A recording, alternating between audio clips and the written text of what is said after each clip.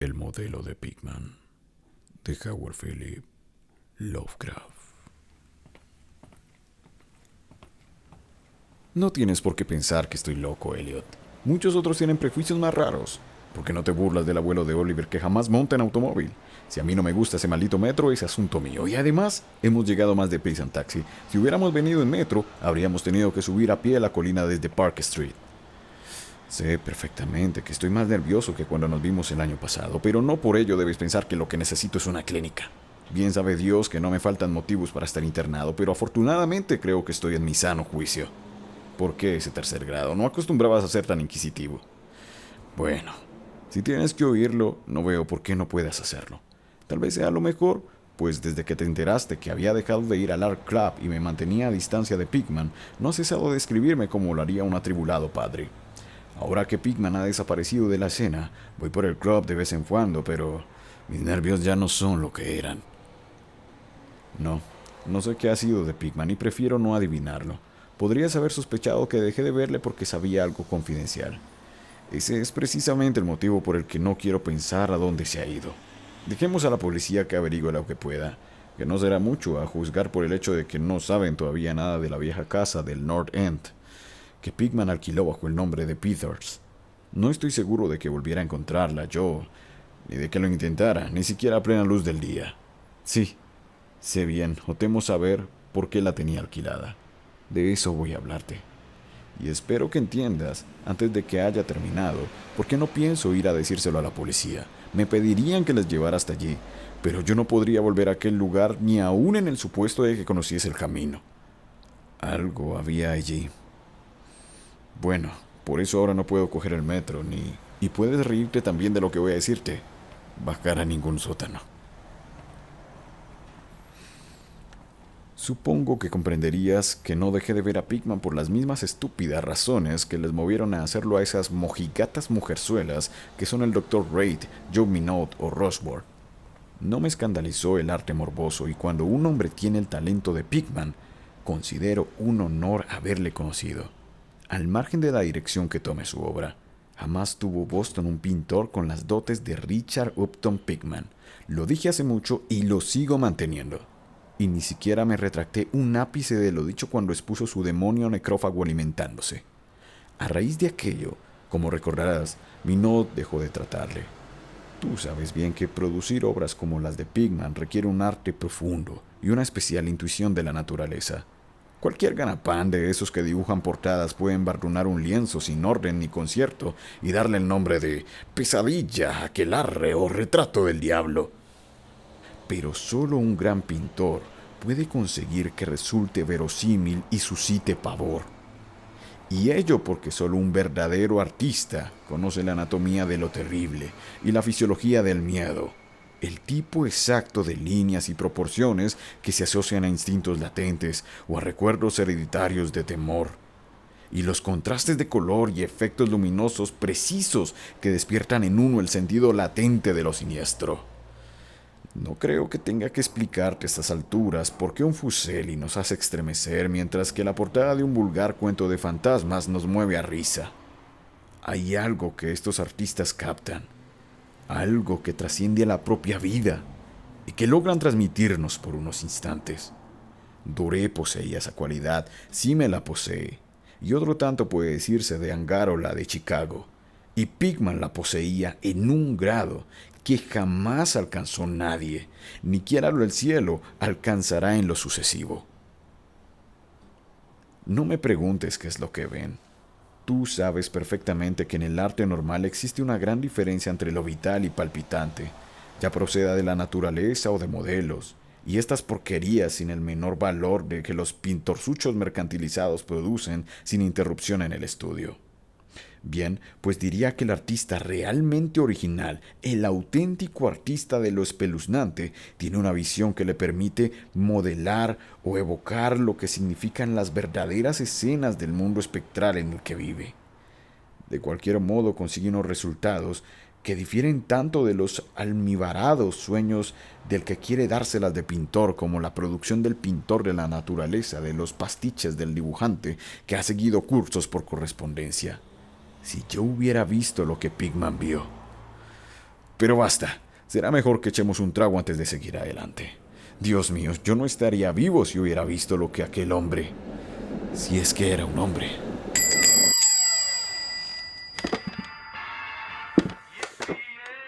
Recordarás que el fuerte de Pigman eran los rostros. No creo que desde Goya nadie haya puesto tal carga de intensidad diabólica en una serie de rasgos en una expresión. Y con anterioridad a Goya, habría que retrotraerse a aquellos artífices del medioevo que esculpieron las gárgolas y quimeras de Notre Dame y de Mont Saint-Michel. Ellos creían en toda clase de cosas, y posiblemente veían también toda clase de cosas, pues la Edad Media pasó por varias fases muy curiosas. Recuerdo que el año antes de irte le preguntaste a Pigman en cierta ocasión de dónde diablos le venían semejantes ideas y visiones. ¿No se echó a reír a carcajadas? A aquella risotada se debió en parte el que Reid dejara de hablarle. Reid, como bien sabes, acababa de empezar un curso sobre patología comparada y no hablaba más de pomposas teorías confidenciales relacionadas con el sentido biológico evolutivo de este o aquel síntoma físico o mental. Según me dijo, Pigman le desagradaba más cada día que pasaba, hasta el punto que al final llegó casi a asustarle, pues veía que sus rasgos y expresión tomaban un cariz que no le gustaba, un cariz que no tenía nada de humano. Hablaba mucho sobre el régimen alimenticio y dijo que a su juicio Pigman era un ser anormal y excéntrico en grado sumo. Supongo que le dirías a Reid, si es que cruzases alguna carta al respecto, que se dejó arrebatar los nervios o atormentar la imaginación por los cuadros de Pigman. Es lo que le dije yo por aquel entonces. Pero convéncete de que no deje de ver a Pigman por nada de eso. Al contrario, mi admiración por él siguió creciendo, pues su demonio necrófago alimentándose me parecía una auténtica obra maestra. Como sabes, el club no quiso exponerlo y el Museo de Bellas Artes no lo aceptó como donación. Por mi parte, puedo añadir que nadie quiso comprarlo, así que Pigman lo guardó en su casa hasta el día en el que se marchó. Ahora está en poder de su padre en Salem. Como debes saber, Pigman procede de una antigua familia de esa ciudad, y uno de sus antepasados murió en la horca en 1692, convicto de brujería. Adquirí la costumbre de visitar a Pigman con cierta asiduidad, sobre todo desde que me puse a recoger material para una monografía sobre arte fantasmagórico. Probablemente fuese su obra la que me metió la idea en la cabeza. En cualquier caso, hallé en él una auténtica mina de datos y sugerencias al ponerme a redactarla. Me enseñó todos los cuadros y dibujos que tenía, incluso los bocetos, al lápiz y pluma que habían provocado, estoy absolutamente convencido, su expulsión del club si lo hubieran visto ciertos socios.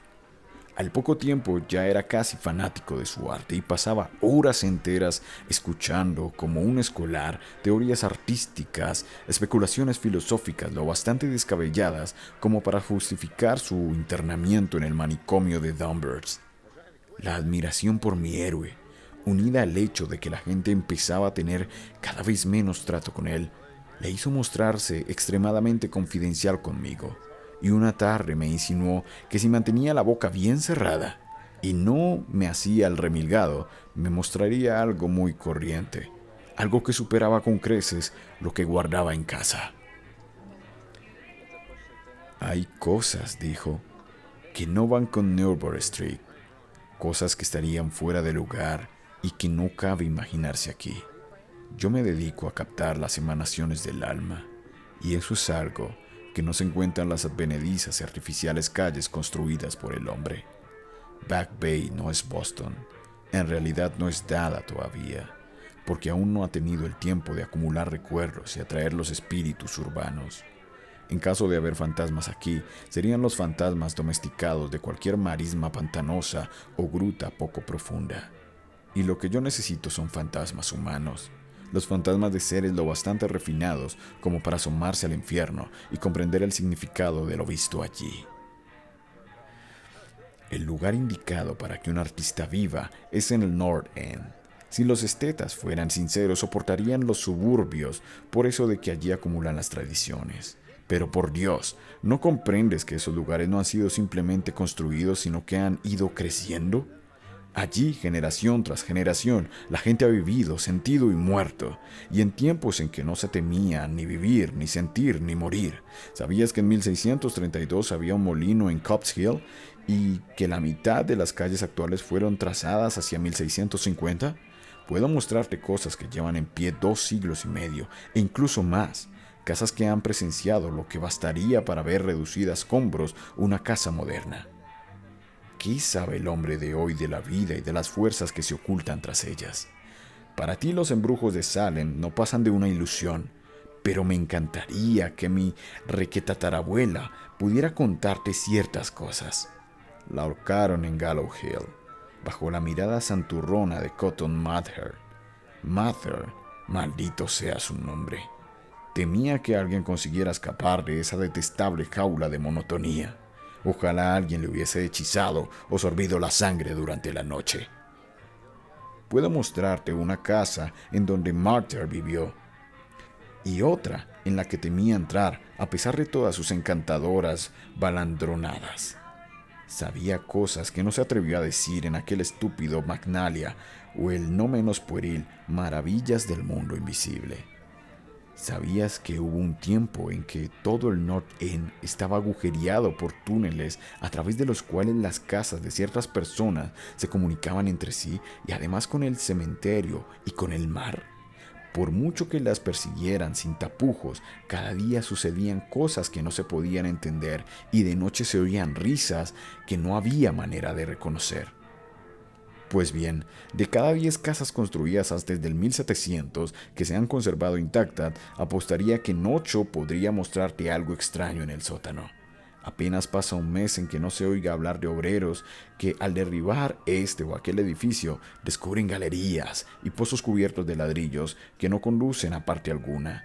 Sin duda verías uno el año pasado, desde el ferrocarril elevado cerca de Hedgeman Street.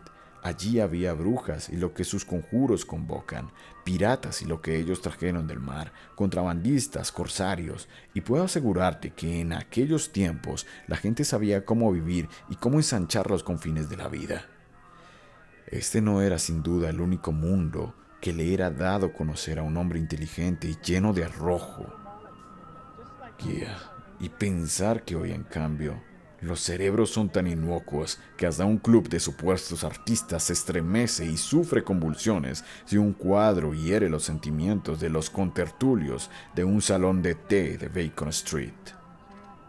Lo único que salva al presente es que su estupidez le impide cuestionar con sumo rigor el pasado. ¿Qué dicen en realidad los mapas, documentos y guías acerca del North End? Bah, tonterías. Así a primera vista me comprometo a llevarte a 30 o 40 callejas y redes de callejuelas al norte de Prince Street, de cuya existencia no sospechan ni 10 seres vivos fuera de los extranjeros que pululan por ellas, y que saben de ellas esos hombres de facciones mediterráneas. No, Turber. Esos antiguos lugares se encuentran en el mejor de los sueños, rebosan de prodigios, terror y evasiones de lo manido, y no hay alma humana que los comprenda, ni sepa sacar partido de ellos. Mejor dicho, no hay más que una, pues no he estado escarbando en el pasado para nada. Escucha, a ti te interesan estas cosas, y si te dijera que tengo tu estudio allí, donde puedo captar el espíritu nocturno de antiguos horrores y pintar cosas en las que ni se me hubiera podido pensar en Newbury Street. Seguramente no voy a ir a contárselo a esas condenadas mujerzuelas del club. Empezando por Reid, maldito sea, que va por ahí diciendo cosas tales como que yo soy una especie de monstruo que desciende por el tobogán de la evolución en sentido contrario. Sí, Turber, hace mucho que decidí que había que pintar el terror de la vida, lo mismo que se pinta su belleza, así que exploré en lugares donde tenía fundados motivos para saber que en ellos habita el terror. Cogí un local que no creo conozcan más de 3 hombres nórdicos aparte de mí. No está muy lejos del elevado, en cuanto a distancia se refiere, pero dista siglos por lo que a alma respecta. Lo que me impulsó a cogerlo es el extraño y viejo pozo de ladrillos que hay en el sótano.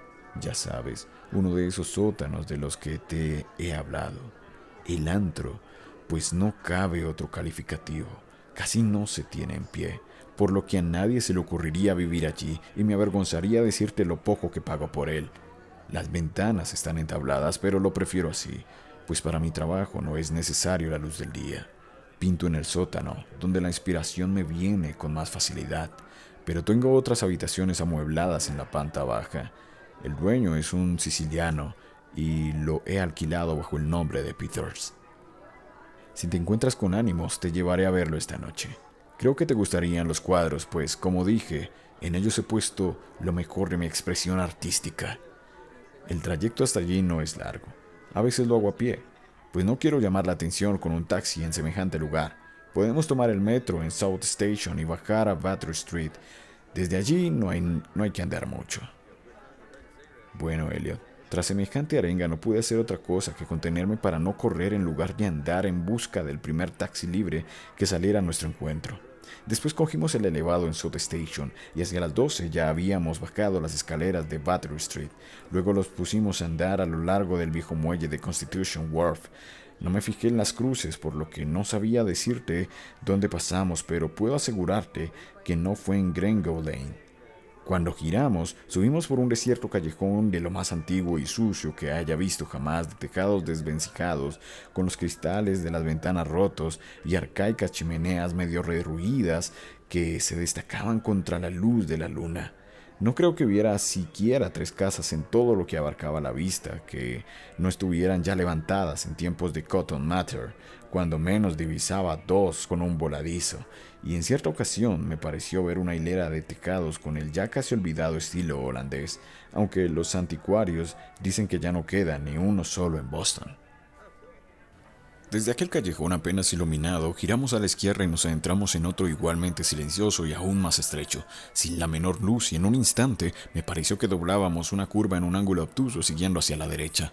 Al cabo de un rato, Pickman sacó una linterna y la enfocó hacia una puerta antediluviana de 10 paneles, que parecía espeluznantemente carcomida. Tras abrirla, mi anfitrión me condujo hacia un vestíbulo vacío, cuyo revestimiento de madera de roble oscuro debió ser magnífico en otro tiempo. Sencillo desde luego, pero que evocaba de manera emocionante los tiempos de Andros, Phillips y la brujería. A continuación me hizo traspasar una puerta que había a la izquierda, encendió una lámpara de petróleo y me dijo que me acomodara como si encontrase en mi propia casa. Pues bien, Elliot, yo soy uno de esos tipos a los que el hombre de la calle llamaría con toda justicia duro, pero confieso que lo que vi en las paredes de aquella habitación me hizo pasar un mal rato. Eran los cuadros de Pickman, ya sabes a los que me refiero, aquellos que no podía pintar ni siquiera exponer en Newbury Street. Y tenía toda la razón cuando dijo que se le habían ido de la mano. Oye, echemos otro trago, lo necesito en cualquier caso.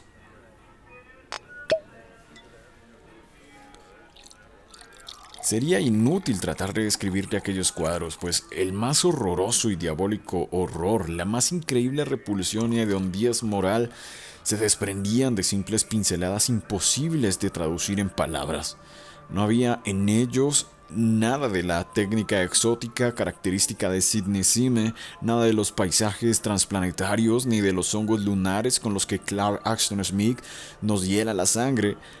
Los trasfondos eran en su mayoría antiguos cementerios, bosques frondosos, arrecifes marinos, túneles de ladrillo, antiguas estancias artesonadas o simples criptas de mampostería. El camposanto de Copp's Hill, apenas a unas manzanas de la casa, era uno de sus escenarios favoritos. La demencia y la monstruosidad podían apreciarse en las figuras que se veían en primer término, pues en el morboso arte de Pickman predominaba el retrato demoníaco.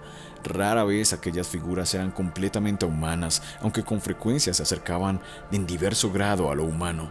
La mayoría de los cuerpos, si bien toscamente bípedos, tenían una tendencia a inclinarse hacia adelante y un cierto aire canino.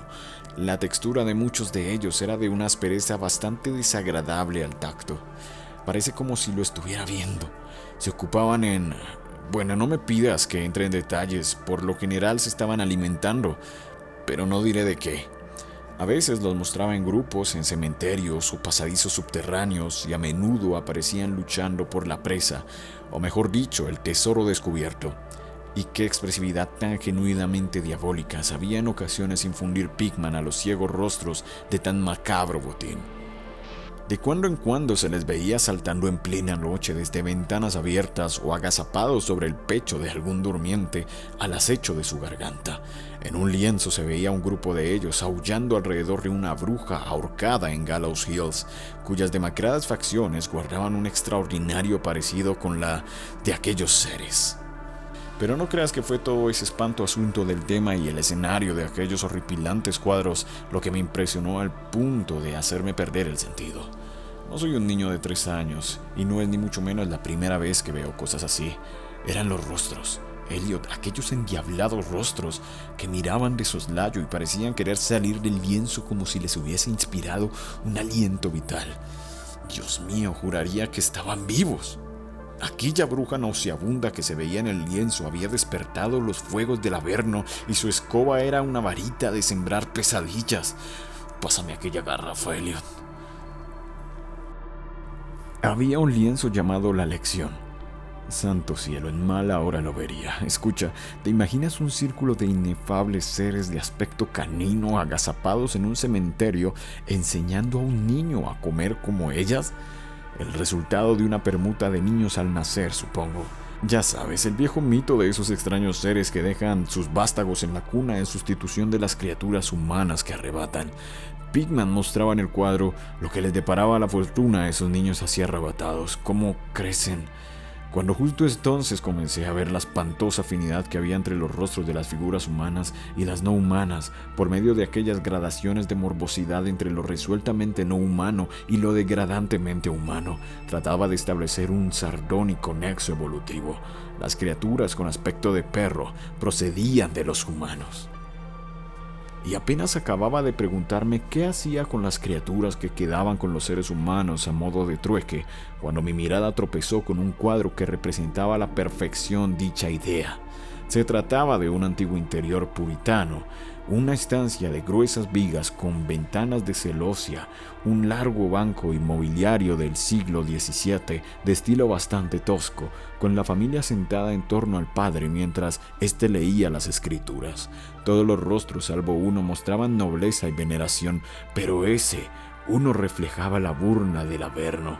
Era el rostro de un varón de edad juvenil, sin duda pertenecía a un supuesto hijo de aquel piadoso padre, pero en realidad era de la parentela de los seres impuros, era el niño suplantado, y en un rasgo de suprema ironía Pickman había pintado las facciones de aquel adolescente de forma que guardaban un extraordinario parecido con las suyas.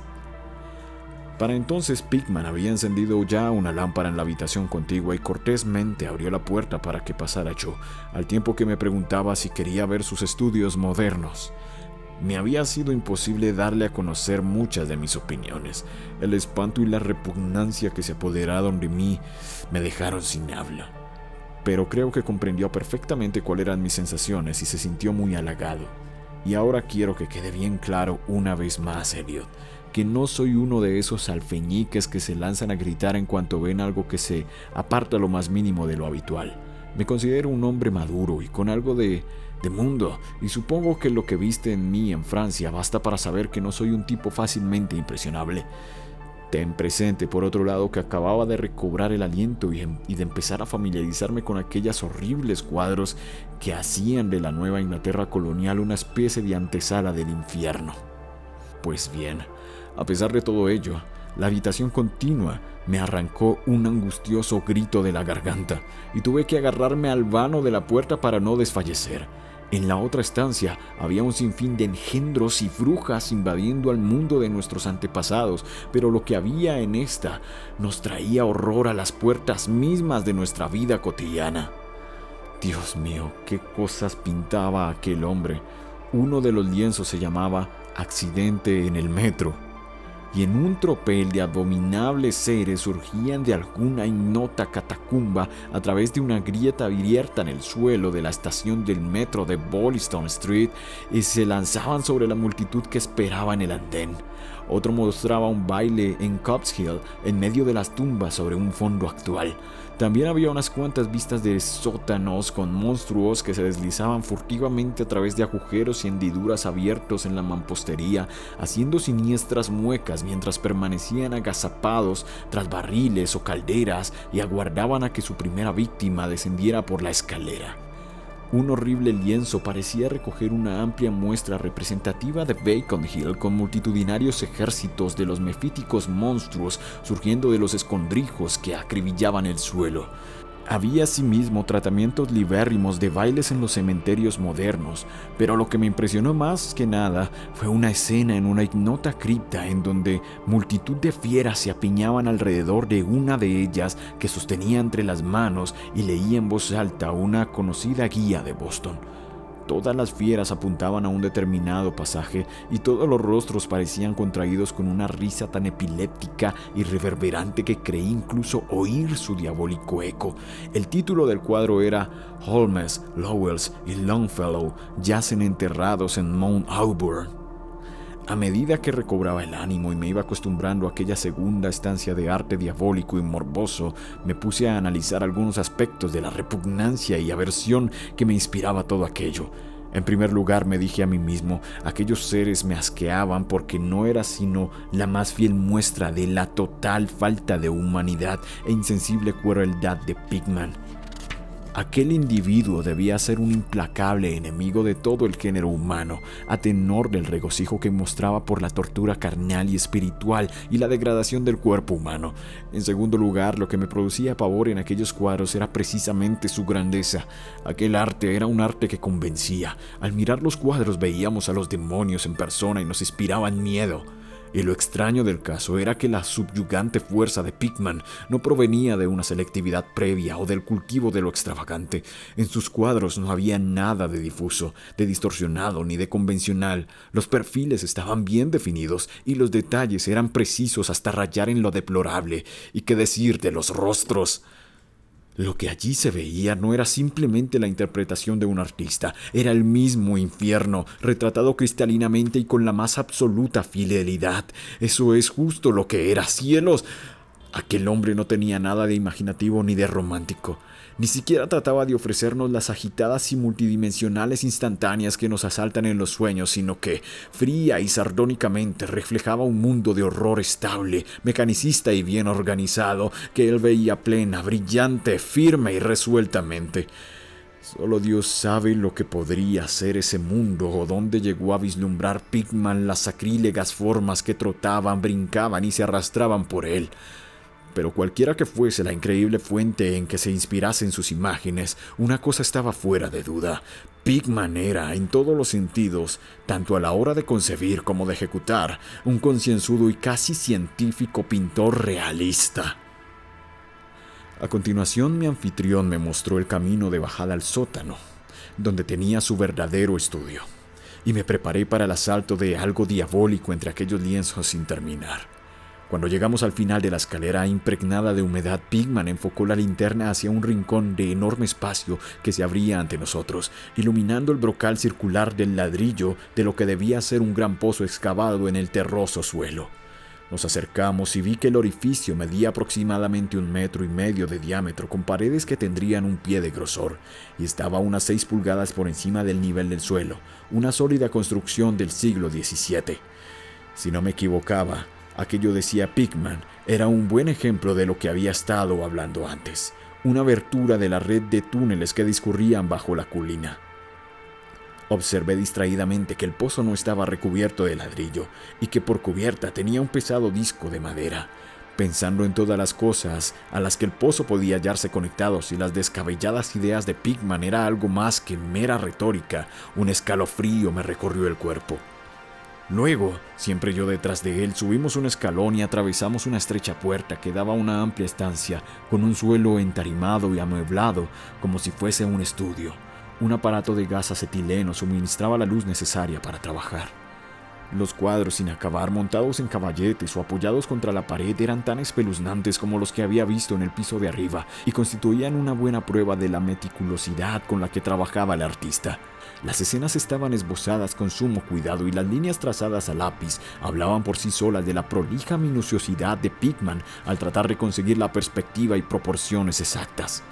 Era todo un gran pintor, y sigo sosteniéndolo hoy, aún con todo lo que sé.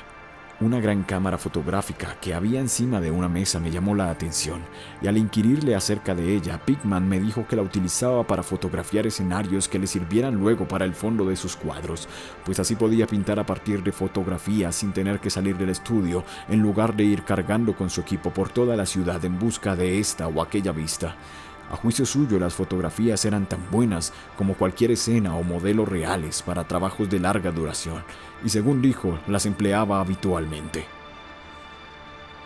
Había algo muy desapacible en los nauseabundos bocetos y en las monstruosidades a medio terminar que echaban torvas miradas desde cualquier ángulo de la estancia, y cuando Pickman descubrió súbitamente un gran lienzo que se encontraba lejos de la luz, no pude evitar que se me escapara un estruendoso grito, el segundo que profería aquella noche.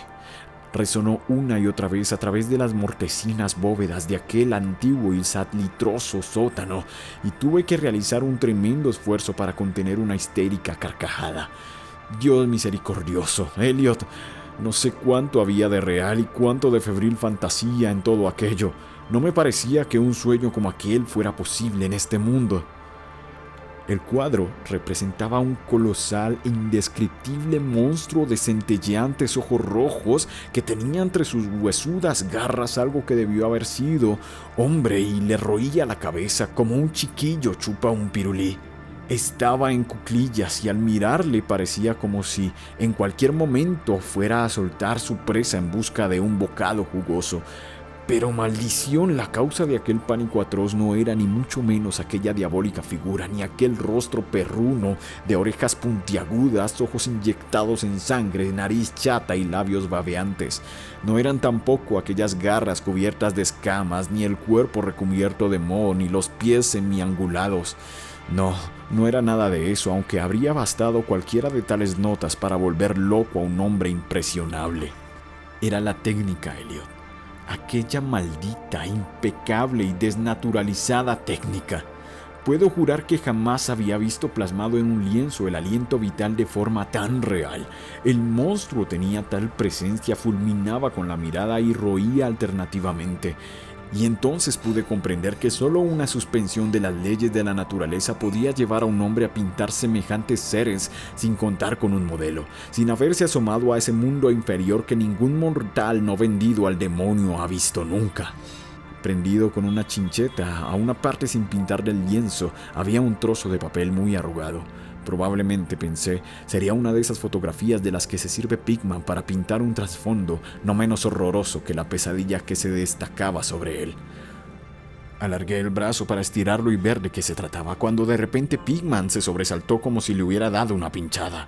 Había estado escuchando con suma atención desde que mi grito de pavor despertó insólitos ecos en el oscuro sótano, y ahora parecía estar poseído de un miedo que, si bien no podía compararse con el mío, tenía un origen más físico que espiritual. Sacó un revólver y me indicó con un gesto que me callara, y acto seguido se encaminó al sótano principal y cerró la puerta tras él. Creo que me quedé paralizado por unos instantes. A semejanza de Pickman, aguzé el oído y me pareció oír el leve sonido de alguien que correteaba seguido de unos alaridos o golpes en una dirección que no sabría decir. Pensé en gigantescas ratas y sentí un escalofrío que me recorría todo el cuerpo. Luego se oyó un amortiguado estruendo que me puso la carne de gallina, un sigiloso y vacilante estruendo, aunque no sé cómo expresarlo en palabras. Parecía como si un gran madero hubiese caído encima de una superficie de piedra o ladrillo. Madera sobre ladrillo, ¿qué me sugería aquello? Volvió a oírse el ruido, esta vez más fuerte. Hubo una vibración como si la madera cayera más lejos de lo que había caído antes. A continuación se oyó un sonido chirriante y agudo, a Pickman farfullando algo en voz alta y a la atronadora descarga de las 6 recámaras de un revólver, disparadas espectacularmente tal como lo haría un domador de leones para impresionar al público. A renglón seguido, un chillido o graznido amortiguado y un fuerte batacazo. Luego más chirridos producidos por la madera y el ladrillo, seguidos de una pausa y de la apertura de la puerta. Sonido este que me produjo, lo confieso, un violento sobresalto. Pigman reapareció con su arma aún humeante al tiempo que imprecaba a las abotagadas ratas que infestaban al antiguo paso. «El diablo sabrá lo que comen, Turber», dijo esbozando una irónica sonrisa, pues esos arcaicos túneles comunican con cementerios, guaridas de brujas y llegan hasta el mismo litoral. Pero sea lo que sea, han debido quedarse sin visiones, pues estaban rabiosas por salir. Tus gritos debieron excitarlas. Lo mejor será andar con cuidado por estos parajes. Nuestros amigos roedores son el mayor inconveniente, aunque a veces pienso que con ellos se consigue crear una cierta atmósfera y colorido. Bueno, Elliot, aquel fue el final de la aventura nocturna. Pigman había prometido enseñarme el lugar, y bien sabe Dios que lo hizo. Me sacó de aquella maraña de callejas por otra dirección al parecer, pues cuando vimos la luz de una farola nos hallábamos en una calle que me resultaba familiar, con monótonas hileras de bloques de pisos y viejas casas entremezcladas. Aquella calle no era otra que Charter Street, pero yo me encontraba demasiado agitado como para poder advertirlo. Era ya demasiado tarde para tomar el elevado, así que volvimos andando a lo largo de la Hanover Street.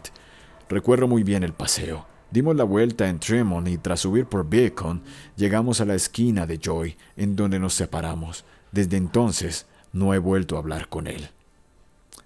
¿Por qué dejé de ver a Pigman? No seas impaciente, espera que llame para que nos traigan café, pues ya hemos tomado bastante de lo otro, y al menos yo necesito beber algo. No eran los cuadros que vi en aquel lugar, aunque juraría que bastaría con ellos para que a Pigman no le permitieran el acceso en 9 de cada 10 hogares y clubs de Boston. Supongo que ahora comprenderás por qué evito por todos los medios bajar a metros o sótanos. Fue algo que encontré en mi abrigo a la mañana siguiente. Me refiero al arrugado papel prendido a aquel horripilante lienzo del sótano, aquello que tomé por una fotografía de alguna vista que Pigman pretendía reproducir a manera de trasfondo para el monstruo. El último respingo de Pigman se produjo justo cuando iba a desenrollar el papel, y al parecer me lo metí distraídamente en el bolsillo, pero... Bueno, aquí está el café, te aconsejo que lo tomes puro, Elliot. Sí, aquel papel fue el motivo de que no volviera a ver más a Pigman. Richard Upton Pigman, el artista más dotado que he conocido, y el más execrable ser que haya traspasado jamás los límites de la vida para abismarse en las cimas del mito y la locura. El viejo rey tenía razón, Elliot. No puede decirse que Pigman fuera humano estrictamente hablando. O bien nació bajo una influencia maligna, o dio con la forma de abrir la puerta prohibida. Ya da lo mismo, pues desapareció. Volvió a abismarse en esa increíble oscuridad que él tanto gustaba frecuentar. Ahora será mejor que encendamos el candelabro. No me pidas que te explique o siquiera conjeture qué es lo que quemé. Tampoco me preguntes qué había tras esa especie de topo gateador que también se las arregló Pigman para hacer pasar por ratas. Hay secretos que pueden proceder de los viejos tiempos de Salem, y Cotton Mather cuenta cosas aún más extrañas. Bien sabes tú cuán endiabladamente expresivos eran los cuadros de Pigman, como todos nos preguntábamos más de una vez de dónde podía sacar aquellos rostros. Bueno, después de todo, aquel papel no era la fotografía de una perspectiva. En él se veía únicamente el ser monstruoso que estaba pintado en aquel horrible lienzo. Era el modelo en el que se inspiraba. Y en trasfondo no era sino la pared del estudio del sótano pintada con todo lujo de detalles. Por el amor de Dios, Elliot, aquella era una fotografía tomada al natural.